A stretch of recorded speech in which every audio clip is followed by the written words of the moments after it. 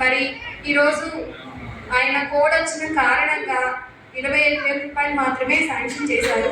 రాబోయే కాలంలో ఆయన అధికారంలోకి వస్తే ఇంకా మంచిగా, ఇంకా పూర్తి స్థాయిలో, క్షేత్రస్థాయిలో మన మందిరానికి సహాయ సహకారాలు అందిస్తారండి.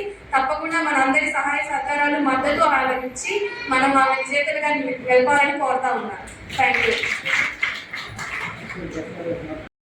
నేపథ్యంలో మనకి పార్లమెంట్ సభ్యులు కేశినేని శివానాథ్ గారు, చిన్ని గారు, అలాగే బోండా మహేశ్వరరావు గారు ఈ ఆర్థిక సహాయాన్ని అందించడం జరిగింది.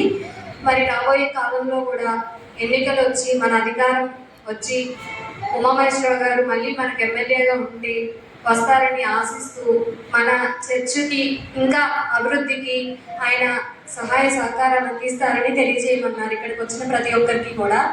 అదేవిధంగా మనం చూస్తూనే ఉన్నాం, ఇప్పుడు ఎవరైతే మన సమస్యలు కానీ, మన జీవన విధానం కానీ ఏ ప్రభుత్వంలో మనకి సులువయ్యింది, ఏ ప్రభుత్వం వస్తే మనకి బాగుంది అని చెప్పేసి మీరు అందరూ ఆలోచించుకుని ఈసారి మన చిన్ని గారిని, పార్లమెంట్ సభ్యులు చిన్ని గారిని, అదేవిధంగా ఉమామహేశ్వరరావు గారిని మీ సపోర్ట్ మీ అందరి సపోర్ట్ ఆయన ఇవ్వాలని, అలాగే దేవుడు ఆశీస్సులు కూడా ఆ కుటుంబాలపై ఉండాలని, వాళ్ళు విజేతలుగా నిలవాలని మీరు అందరూ ప్రార్థించాలని కోరుతా ఉన్నాను.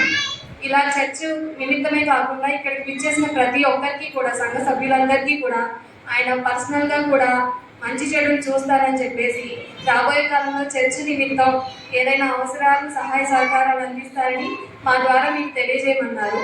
సో ఎప్పుడు మా తెలుగుదేశం ప్రభుత్వం మీకు అండగా సహాయ సహకారాలు అందిస్తామని తెలియజేస్తూ ఉన్నాము. అదేవిధంగా మీరందరూ కూడా మీ ప్రార్థనలు చేసి ఉమామహేశ్వరరావు గారిని, చిన్ని గారిని, వాళ్ళ కుటుంబాలని, ఇక్కడికి వచ్చే ఒక్కరి కుటుంబాలు క్షేమంగా ఉండాలని మీ ప్రార్థనలు చేయాలని మేమందరం కోరుతూ సెలవు తీసుకుంటూ ఉన్నాం. Thank you.